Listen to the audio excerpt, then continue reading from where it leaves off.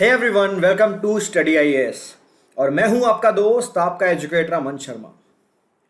भारत में कोल की हो गई है कमी। कोल क्रंच इंडिया फेस कर रहा है और इसके कारण से जो सबसे ज्यादा हिट होने वाला सेक्टर है वो है हमारा बिजली sector, power sector. Delhi, Punjab, Uttar Pradesh में अगर आप रहते हैं तो आपको बिजली की कमी फेस करने को मिल सकती है। हो सकता है कि अगर आप दिल्ली में रह रहे हो तो कल मेट्रो ना चले, हॉस्पिटल्स में पावर सप्लाई ना आए। इंडियन रेलवे ने तो यहां तक अनाउंस कर दिया है कि इंडियन रेलवे अपनी कुछ मेजर ट्रेन्स को कैंसिल करेगी, अपनी पैसेंजर ट्रेन्स को कैंसिल करेगी, क्योंकि भारत में जो पावर क्राइसिस चल रहा है उसको बैलेंस करने के लिए हमें जो मेजर स्टेट्स हैं जैसे झारखंड, छत्तीसगढ़, वहां से कोल मंगाना पड़ेगा। गर्मी बहुत हो रही है दोस्तों, और गर्मी के चलते सबके एसी भी चल रहे हैं, और एसी के चलते पावर डिमांड भी बढ़ गई है। आज हम लोग जानेंगे कि क्या कारण है जिन कारणों की वजह से कोल क्रंच हो रहा है। सेंट्रल गवर्नमेंट एक तरफ से कह रही है कि नहीं, कोल क्रंच नहीं है, पेमेंट क्राइसिस है, डिस्कॉम कंपनीज ने पेमेंट नहीं करी है, और स्टेट्स और डिस्कॉम कंपनीज कह रही हैं कि सेंटर के पास पावर ही नहीं है, मतलब कोल नहीं है। बात करेंगे आज इस स्पेशल टॉपिक के बारे में। स्टार्ट करने से पहले दोस्तों, अगर आप लोग अपनी यूपीएससी की तैयारी के लिए अनअकैडमी ज्वाइन करना चाहते हैं तो आज और अभी आपके पास सुनहरा मौका है, क्योंकि आप अवेल कर सकते हो flat 20% discount till April 30th। इस डिस्काउंट को अवेल करने के लिए do not forget to use the code AMS Live। आपको इस कोड का इस्तेमाल करना है। जब आपसे पूछा जाएगा कि कौन सा कोड यूज करना है, आपको ये कोड यूज करना है और लेना है अपने 20% ऑफ का लुफ्त। चलिए, अगर आप अभी लेते हैं तो आपको काफ़ी सारी प्रैक्टिस बुक भी मिलेंगी जो कि फ्री ऑफ कॉस्ट है। नए बैचेस भी दोस्तों आप लोगों के लिए चालू किए जा रहे हैं। आज का जो टॉपिक है, स्टार्ट करने से पहले आज की न्यूज़ देख लेते हैं कि what are the major news. बड़ी बड़ी मेजर खबरें क्या हैं। खबरें दोस्तों इस प्रकार से हैं कि इंडियन रेलवे के कुछ सोर्सेज ने CNBC TV18 को यह बताया कि 657 पैसेंजर ट्रेन्स, जिनमें से 500 मेल और एक्सप्रेस ट्रेन्स हैं, 148 कम्यूटर ट्रेन ट्रिप्स हैं जिनको कैंसिल किया गया है। क्यों? क्योंकि हम लोगों को अभी करेंटली जो कोल कैरी करने वाली मालगाड़ियां हैं उनको एक जगह से दूसरी जगह कोल पहुंचाना है। आगे आने वाले 2 महीने भी पैसेंजर ट्रेन्स रेलवे कम कर देगी, क्योंकि कोल का क्राइसिस देश के अंदर बढ़ता जा रहा है।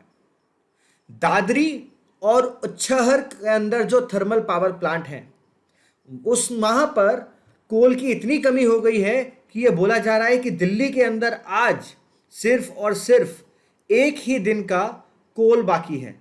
ओनली 1 डे, 1 या 2 दिन का हमारे पास कोल बाकी है, और इसकी वजह से 24 घंटे की पावर सप्लाई कट हो जाएगी, या दिल्ली मेट्रो को हम लोग 24 घंटे जो सप्लाई देते हैं वो नहीं दे पाएंगे, हॉस्पिटल्स को नहीं दे पाएंगे, इंपॉर्टेंट इंस्टीट्यूशंस को नहीं दे पाएंगे नेशनल कैपिटल के अंदर।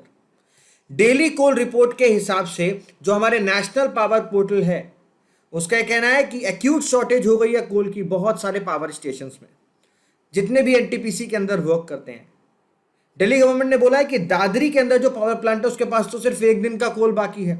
उच्चहर के अंदर जो पावर प्लांट है उसके अंदर उसके पास 2 दिन का स्टॉक बाकी है। कहालगांव के पास जो पावर प्लांट है उसके पास 3.5 दिन का कोल बाकी है, और फरक्का के पास 5 दिन का।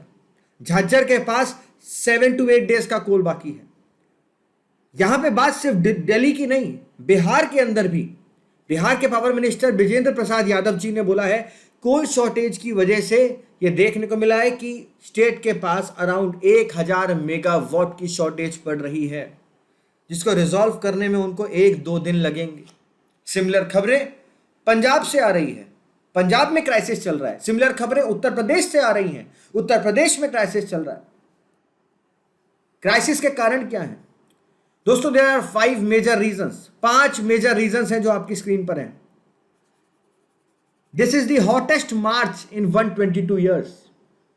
पिछले 122 सालों में यह अभी तक का सबसे गर्म मार्च है। इसकी वजह से हुआ क्या है? जब गर्मी बढ़ती है तो लोग AC, कूलर्स, रेफ्रिजरेटर्स का इस्तेमाल करते हैं, घरों के अंदर फैन 24/7 चलते हैं। सिमिलरली ये इंडस्ट्रीज के ऊपर भी इंपैक्ट करता है और इनकी वजह से पावर की डिमांड बढ़ती है और वो डिमांड देखने को मिल रही है। इलेक्ट्रिसिटी की डिमांड पिछले 38 ईयर्स में सबसे ज्यादा है। इसके साथ साथ जो हमारी कोल इन्वेंट्री है वो सिर्फ 8 दिन की बची है। कोल इन्वेंट्री मतलब कितना कोल हमारे पास स्टॉक में रखा है। डिस्कॉम कंपनीज के ऊपर 1 लाख करोड़ रुपए से ज्यादा का ड्यू है जो इन डिस्कॉम कंपनीज को, डिस्कॉम कंपनियां वो कंपनियां होती हैं जो डिस्ट्रीब्यूशन कंपनीज होती हैं जो आपके घरों में पावर सप्लाई देती हैं। डिस्कॉम कंपनीज के लिए जो ओवर ड्यू है वो 1 लाख करोड़ रुपए से ऊपर का हो चुका है जो उन्हें सरकार को चुकाना है। यही तो सेंट्रल गवर्नमेंट कह रही है। सेंट्रल गवर्नमेंट क्या कह रही है कि यहां पर जो प्रॉब्लम है वो पेमेंट की प्रॉब्लम है। इसके साथ साथ कोल के प्राइसेस भी 2 गुना बढ़ गए हैं। रीजन, कोल की डिमांड बढ़ रही है। डिमांड क्यों बढ़ रही है? पोस्ट कोविड मैन्युफैक्चरिंग सेक्टर में सबसे ज्यादा बूस्ट आया है। यूक्रेन और रशिया क्राइसिस की वजह से जो ऑयल सप्लाई डिस्टर्ब हुई है उसकी वजह से जो कोल का यूजेज है वो भी बढ़ गया है। कुछ दिनों पहले एक और खबर आई न्यूज़ के अंदर कि अगर हम लोग कोल पावर प्लांट्स के बारे में बात करें, कितनी वो प्रोडक्शन कर रहे हैं, वो भी लगातार बढ़ रही है। क्यों? क्योंकि इंडिया ये कह रहा है कि भाई हम लोग 2024-25 तक अपनी हाईएस्ट कोल डिमांड अचीव कर लेंगे। These are the main reason. ये शॉर्ट रीजन है जिन कारणों की वजह से करेंटली जो कोल क्राइसिस हम लोग फेस कर रहे हैं। दोस्तों, कोल कोई ऐसी चीज नहीं है। कोल का 80% जो रिक्वायरमेंट है वो हम लोग डोमेस्टिक प्रोडक्शन से, घरेलू उत्पाद से पूरा कर लेते हैं, पर हमें बाकी 20% इंपोर्ट भी करना पड़ता है।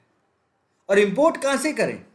देशों के बीच में क्राइसिस आ रहे हैं। जो जब से रशिया ने इन्वेड किया है यूक्रेन को, और श्रीलंका के अंदर भी बहुत सारे क्राइसिस चल रहे हैं, एशिया के अंदर क्राइसिस चल रहे हैं, उसकी वजह से इलेक्ट्रिसिटी डिमांड सारे देशों में अपलिफ्ट हुई है और इंडिया उस मात्रा में इंपोर्ट नहीं कर पा रहा जिस मात्रा में इंडिया को करना चाहिए।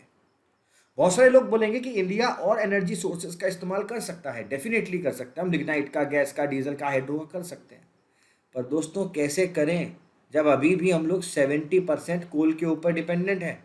रातों रात चीज़ें बदली नहीं जाती हैं। इंडिया के अंदर कौन कौन सी स्टेट्स ऐसी हैं जो कि सबसे ज़्यादा हमारे देश के लिए कोल रिजर्व रखती हैं, प्रोड्यूस करती हैं? तो अब देखो, झारखंड है, छत्तीसगढ़ है, उड़ीसा है, वेस्ट बंगाल है, इवन मध्य प्रदेश, तेलंगाना और ये वाले पोर्शन भी हैं। अब देखो, महाराष्ट्र, उत्तर प्रदेश, बिहार, ये सारी स्टेट से हम लोग ले सकते हैं। और अगर आउटसाइड इंडिया के बारे में बात करें तो इंडोनेशिया हमें सपोर्ट करता है सबसे ज़्यादा। इंडोनेशिया से हम लोग इंपोर्ट करते हैं, उसके बाद ऑस्ट्रेलिया से हम लोग इंपोर्ट करते हैं, फिर साउथ अफ्रीका से करते हैं और फिर यूनाइटेड स्टेट्स ऑफ अमेरिका से करते हैं। पर आज की डेट में सारे देश अपने अपने अंदर ज़्यादा से ज़्यादा कोल प्रोड्यूस कर रहे हैं, उनको डोमेस्टिक लगा रहे हैं। Because of post covid industries बढ़ गई हैं। अब इन जगहों पर सरकार ने एक और चीज़ करी है, आपको याद होगा, जो कैप्टिव माइंस हैं उनको ओपन फॉर सेल कर दिया है। उसको बोल दिया है कि भाई जो एंड यूज़ है आप अपने हिसाब से डिसाइड करो, आप अपना कोल का कहाँ इस्तेमाल करना चाहते हो। और ये जो एंड यूज़ पॉलिसी है उसमें से मैक्सिमम जो कोल है वो मैन्युफैक्चरिंग सेक्टर, मतलब स्टील, आयरन, इनकी प्रोडक्शन में जा रहा है। तो जो पावर सप्लाई के पास आना चाहिए था वहाँ पर हमें एक बड़ा डिक्लाइन देखने को मिला है।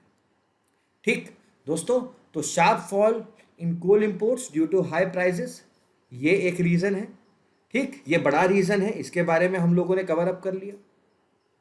ठीक, इसके साथ साथ डिमांड बहुत ज़्यादा बढ़ गई है। ठीक है, और अब देखो, अब ऑल्दो बताया जा रहा है कि कोविड-19 की एक और वेव आ सकती है, बट अभी उसके अंदर जो उम्मीद है वो बहुत कम है। उसके साथ साथ मानसून अभी आया नहीं है। जिन इलाकों में मानसून आ रहा है या प्री मानसून आ रहा है उसकी वजह से भी जो प्रोडक्शन है उसके ऊपर डायरेक्ट इम्पैक्ट पड़ रहा है। तो कोल क्रंच के अगर कोई आपसे रीज़न पूछे, जो मैंने आपको पीछे रीज़न बताए हैं, तो वो तो 5 रीजन्स हो गए जो अभी हम लोगों ने इनिशियली कवर अप किए। ठीक है, इसके साथ साथ और रीजन्स क्या है कि भाई डिमांड बढ़ गई है ना, इसके साथ साथ बहुत सारी जगहों पर हमें फ्लडिंग, रेनफॉल देखने को मिल रही है। इसके साथ साथ इंडिया का जो इंपोर्ट है वो कम हो गया है।